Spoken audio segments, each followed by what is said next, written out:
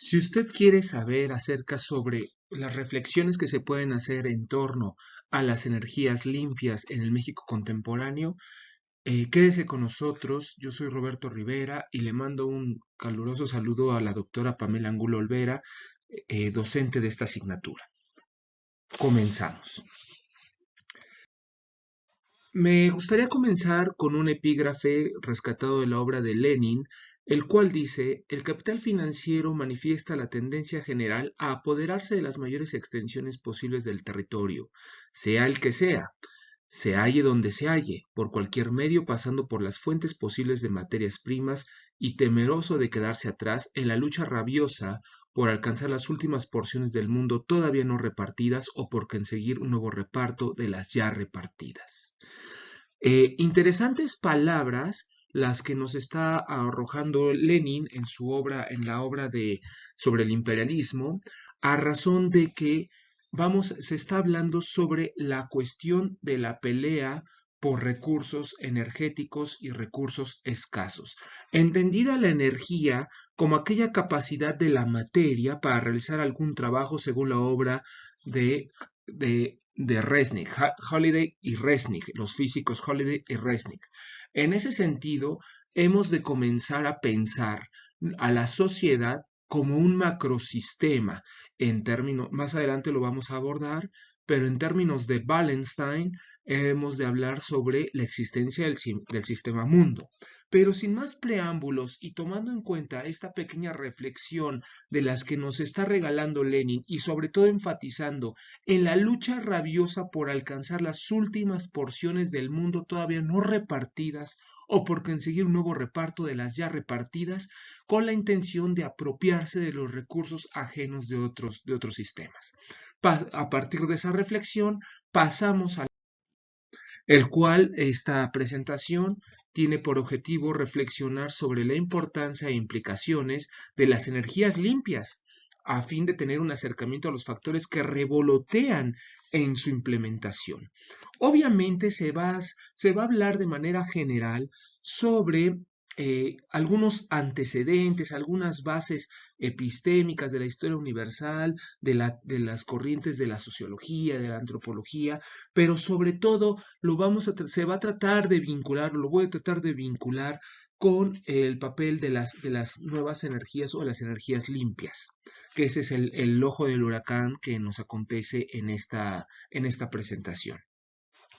En ese sentido, me gustaría comenzar hablando de la existencia de las llamadas sociedades reloj y sociedades máquinas de vapor.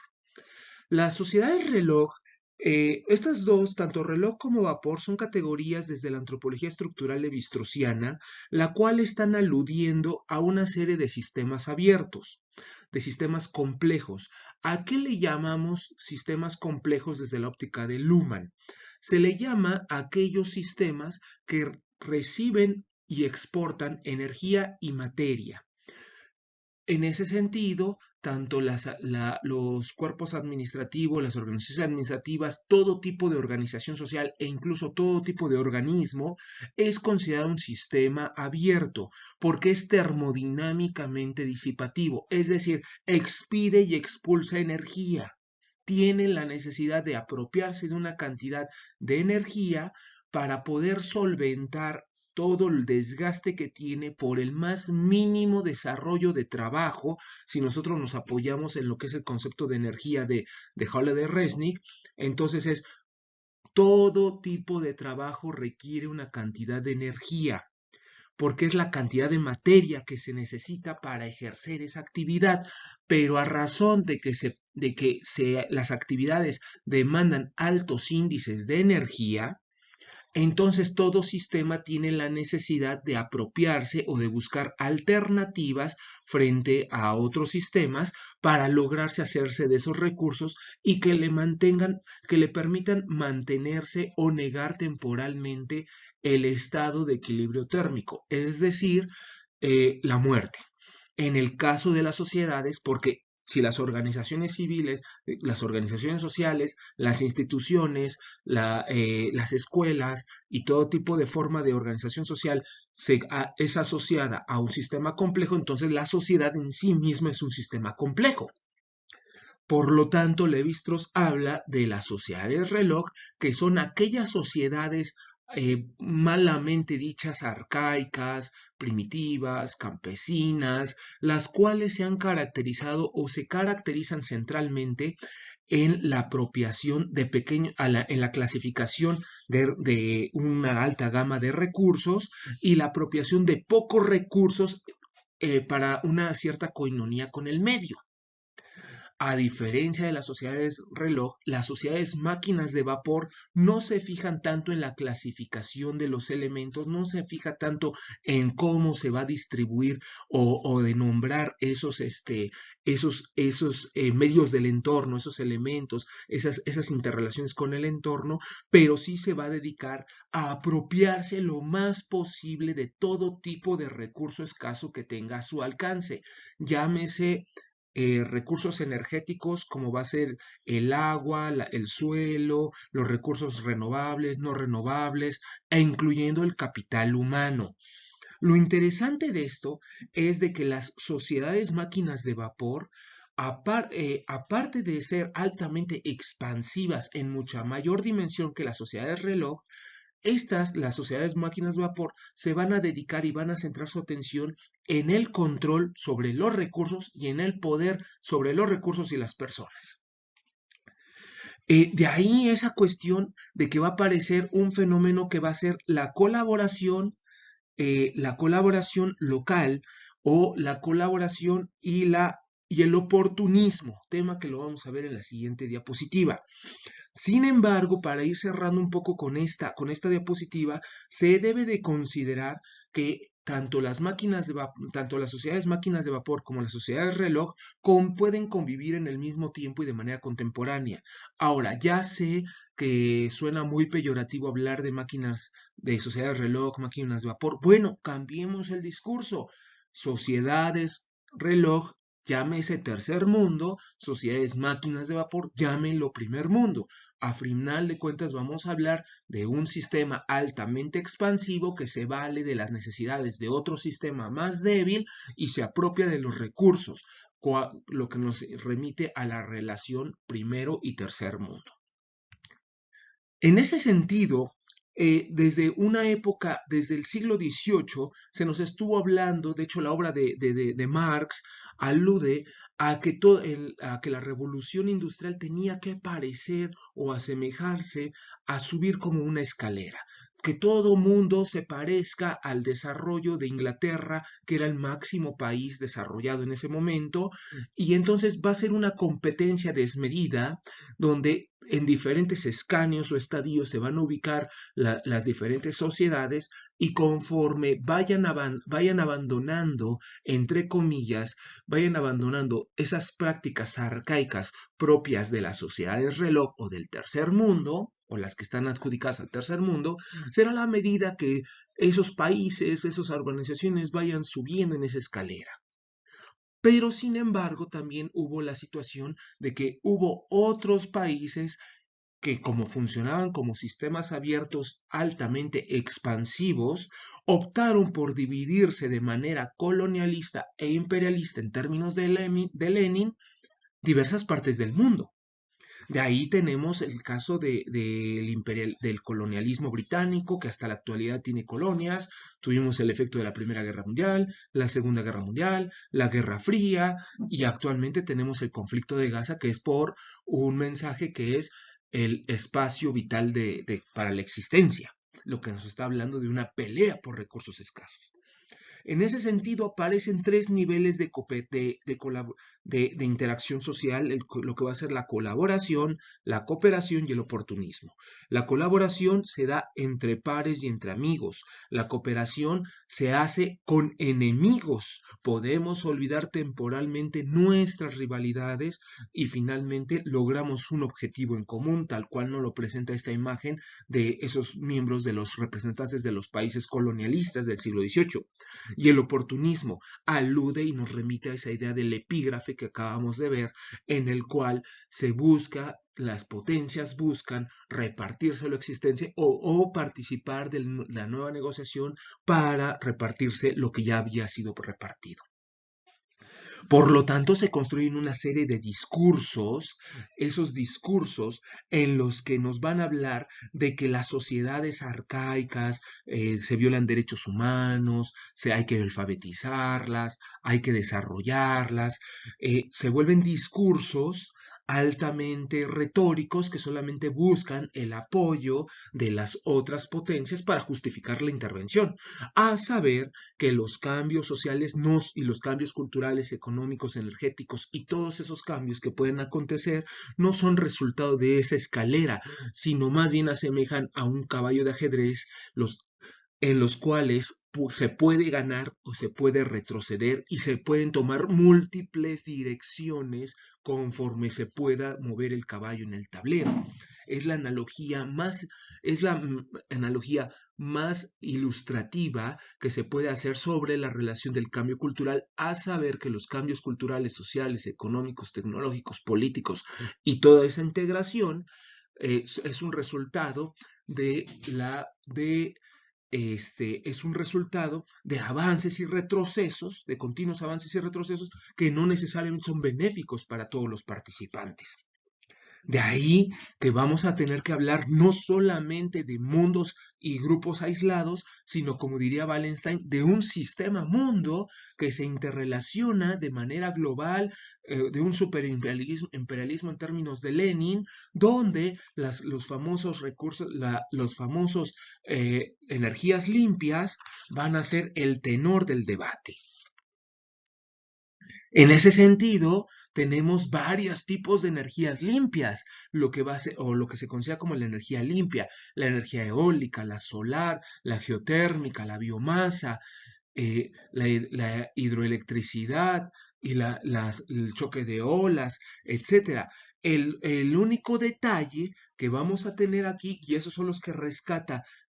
Sampero Grande y Oswald, el único detalle que tenemos que tomar aquí es de que cuando hablamos de tipo de energías limpias, siempre estamos viendo hacia Europa. Todos los modelos de tercer mundo siempre buscan parecerse a los desarrollos de Europa, sin tomar en cuenta todo el proceso histórico de larga duración que ha ubicado a la mayoría de los países de Europa por encima de los países de tercer mundo, donde difícilmente los países de primer mundo o sociedades máquinas de vapor van a prestar, van a autorizar, van a permitir que exista un cambio que genere un superávit al tercer mundo, puesto que dependen directamente de los recursos que logran extraer a este. Por lo tanto, es un sueño guajiro, perdón por la expresión, el pensar que por muy buena intencionalidad que tengan estos países de primer mundo, ellos están en el canal o ellos están en la ruta, que ellos desean ayudar a los países o ayudarnos a los países que integramos el tercer mundo y a sus habitantes para que subamos nuestro nivel de vida, puesto que nosotros somos los almacenes que le generamos los recursos a ellos. No olvidemos el principio de sistemas complejos disipativos o sistemas abiertos. Un sistema abierto se apropia de los recursos ajenos, pasando por encima de los derechos, las instituciones, las personas y todos los elementos necesarios para hacerse de esos recursos. Prueba de ello es lo que nos decía Oswald. Cómo es de que termina la Segunda Guerra Mundial y cómo es de que tanto Estados Unidos como Inglaterra se reparten todos los yacimientos petroleros de Medio Oriente sin tomar en cuenta el papel de ellos, sin tomar en cuenta sus decisiones. ¿Cómo pudo haber sido que Estados Unidos y la Unión Soviética llegan a un acuerdo de retirar las bombas nucleares de Cuba cuando la crisis de los misiles sin tomar en cuenta Cuba? Pues esto es un ejemplo de lo que yo estoy diciendo simplemente. Difícilmente las potencias del primer mundo van a permitir que nos desarrollemos al plan de ellos, puesto que nosotros vamos a ser los que les vamos a proveer los recursos necesarios que ellos necesitan. final de cuentas, esto es una pelea esto es una carrera por recursos escasos, donde se vale mucho estos países de primer mundo, se valen mucho de esos cambios coyunturales que existen, generando desarticulación en los sistemas políticos, económicos, sociales, fomentando la corrupción, fomentando el intervencionismo, violando la soberanía, haciendo un montón de acciones que vienen precisamente a mantener el status quo de la relación subordinada de la que tienen en el país de tercer mundo. Por eso el poco interés que tienen sobre reconocer los efectos del cambio climático, tanto que lo mencionaba Oswald, el poco interés que tienen del fomento de políticas públicas, como lo decía Sampero Grande, pero sobre todo lo más importante e interesante que debemos tomar aquí es de que los fenómenos sociales ya no los podemos ver de manera aislada como lo vieron Sampero Grande y Oswald, sino tenemos que ver esa interrelación como si fuera ese modelo subatómico que les estoy presentando de manera de la parte superior izquierda, donde cada uno de esos engranes, de esas elipses, aluden a uno de los campos sociales que se tienen que tomar en cuenta para el proceso de los desarrollos de los países. Eso son a manera y en la medida que nosotros veamos de manera integrada todos los fenómenos y todos los factores que intervienen, será la medida que podamos hacernos una mejor apreciación sobre el fenómeno social al que estamos atendiendo, sin olvidar que estamos completamente peleando por recursos escasos donde se hacen completas prácticas de cooperación y oportunismo entre países enemigos, sistemas abiertos que son rivales, pero de manera oportunista frenan temporalmente sus rivalidades para fomentar estos desequilibrios y evitar el status quo. Entre esas cuestiones está el tema de la corrupción y está el tema del mantenimiento de la sociedad civil y la élite del poder en los países del tercer mundo. ¿Por qué? Porque a final de cuentas tenemos que ver esta interrelación de fenómeno desde esa óptica de orbitales, como se los he presentado en ese diagrama tridimensional de átomo, de partícula subatómica, pero al mismo tiempo como un sistema mundo, como nos lo decía Wallenstein, una interrelación de países en los cuales están jugando divergencias, competencias, oportunidades, cooperaciones y colaboraciones. A manera de conclusión, desde mi punto de vista, se requiere una atención fundamental en 5 puntos concretos. Primero, una reforma energética que previamente acabe con los procesos de corrupción, entre ellos la eliminación de los privilegios de la élite política, que incluye los industriales y los empresarios o los políticos inversionistas, en términos de Saint-Simon. También el fomento a la educación y a la investigación, así como el desarrollo nacional y el respeto a la soberanía del país.